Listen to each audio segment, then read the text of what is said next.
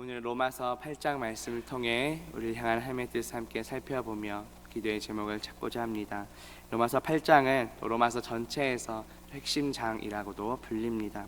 복음의 핵심이 담겨 있습니다. 특별히 8장 1절 위에 소제목에 보시면 생명의 성령의 법이라고 나옵니다. 오늘 말씀을 통해 이 생명의 성령의 법이 무엇인지 함께 깨닫는 저와 성도님들 되시기를 주님의 이름으로 바라겠습니다. 1절 말씀 보시면 그러므로 이제 그리스도 예수 안에 있는 자에게는 결코 정죄함이 없나니 라고 말씀합니다. 이 정죄하다라는 것은 하나님의 심판을 가리킵니다. 그런데 그리스도 예수 안에 있는 자에게는 죄로 인한 형벌과 그에 따른 심판에서 면제된다는 뜻입니다. 왜 그렇습니까? 그 이유는 예수 그리스도께서 십자가에서 우리의 모든 죄를 사해 주셨기 때문입니다. 하나님께서는 오직 예수 그리스도를 믿는 자들에게만 이러한 특권을 허락해 주셨습니다. 본문 2절에서 계속해서 설명합니다. 이는 그리스도 예수 안에 있는 생명의 성령의 법이 죄와 사망의 법에서 너를 해방하였음이라 고 말씀합니다. 앞서 1절에서 말한 그리스도 예수 안에 있는 자에게 결코 정죄함이 없는 이유에 대해서 2절 말씀이 설명해 줍니다. 생명의 성령의 법은 무엇입니까? 우리에게 생명을 주시는 그 성령님께서 주관하시는 능력을 가리킵니다. 반면에 죄와 사망의 법은 우리로 하여금 멸망으로 사망으로 나아가게 하는 그런 죄의 세력들을 가리킵니다. 예수 그리스도를 믿는 우리 성도 안에는 성령님께서 거하십니다. 본래 우리는 죄와 허물로 죽었던 존재입니다. 죄의 세력 가운데 죄의 사망의 노예로 살던 자들입니다. 그런데 생명의 성령의 법이 우리를 죄와 사망의 법에서 해방시켜 주었습니다. 죄와 사망의 노예에서 자유롭게 해준 것입니다. 본문 3절에 보면 율법이 육신으로 말미암아 연약하여 할 수 없는 그것을 하나님은 하시나니 곧 죄로 말미암아 자기 아들을 죄 있는 육신의 모양으로 보내어 육신의 죄를 정하사라고 말씀합니다. 우리 예수님은 죄가 없으신 분이십니다. 그런데 하나님께서는 자기의 아들을 죄 있는 육신의 모양으로 보내주셨습니다. 어제 우리 주일 설교에서도 예수 그리스도께서는 신성과 인성을 지니신 분이라고 말씀을 들었습니다. 우리와 동일한 육신을 입고 오셨기에 우리의 어떠한 연약함도 다 긍휼을 베푸시며 도우실 수 있는 분이십니다. 예수 그리스도는 완전한 하나님이시면서 동시에 완전한 인간이십니다. 그런데 죄 있는 육신의 모양으로 오셨다라는 것은 우리 인간과 똑같은 동일한 모습으로 오셨다는 뜻입니다. 하지만 죄는 없으십니다. 결코 예수님께서 죄 때문에 타락하셨다는 뜻이 아닙니다. 아무런 죄가 없으신 예수 그리스도께서 우리 모두의 죄를 대신하여 십자가에서 죽으신 것입니다. 우리가 받아야 할 그 모든 죄의 형벌을 예수님께서 대신 받으신 것입니다. 본문 4절에 보면 육신을 따르지 않고 그 영을 따라 행하는 우리에게 율법의 요구가 이루어지게 하려 하심이라고 말씀합니다.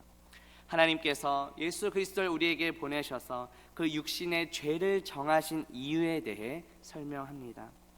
하나님께서는 왜 예수님의 육신의 죄를 정하셨습니까? 예수 그리스도의 죽으심과 부활을 통해 율법의 요구가 이루어지도록 하기 위함입니다. 이 율법의 요구는 무엇입니까? 옳고 의로운 것으로 받아들여지는 것을 의미합니다.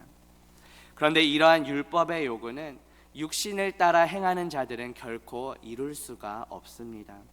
오직 예수 그리스도의 영이신 성령님을 따라 행하는 자들만이 율법의 요구를 이룰 수 있습니다.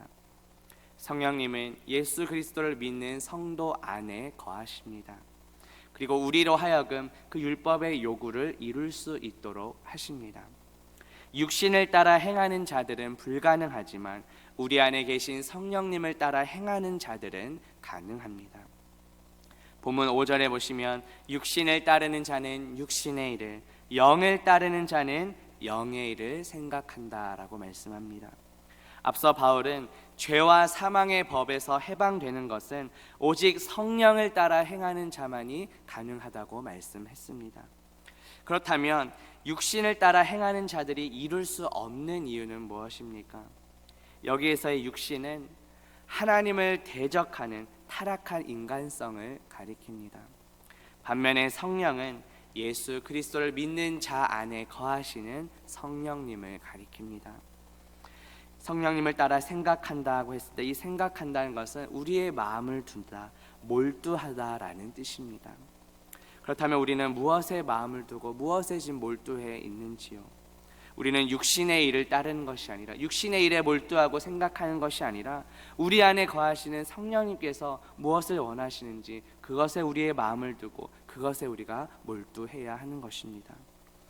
본문 6절에 보면 육신의 생각은 사망이요 영의 생각은 생명과 평안이라고 말씀합니다. 우리가 육신을 따라 육신이 부추기는 대로 정욕대로 살아가는 사람들은 온통 그 육적인 것에, 세상적인 것에 관심이 빠집니다. 당연히 자연스럽게 하나님과의 관계도 멀어지게 됩니다. 반드시 멸망과 사망에 이른다고 말씀합니다.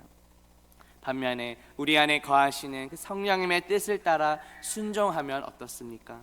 생명과 평안을 주시겠다고 약속합니다.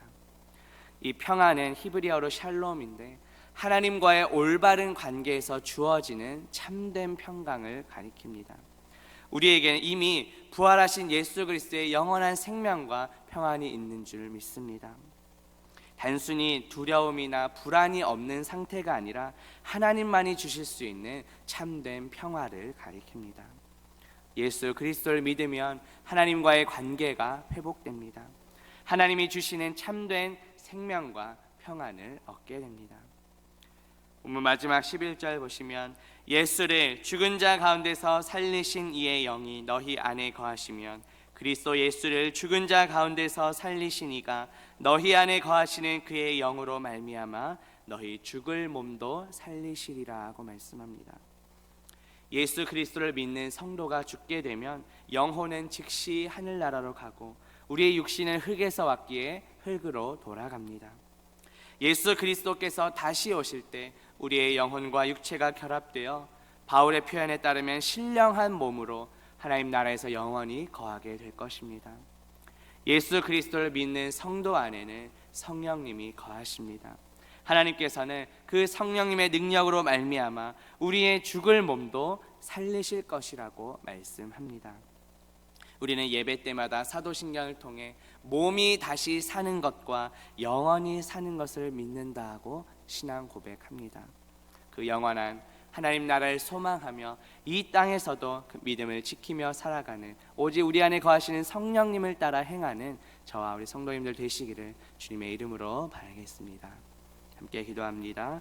하나님 아버지, 오늘 말씀을 통해 생명의 성령의 법이 무엇인지 깨닫게 하시니 감사합니다.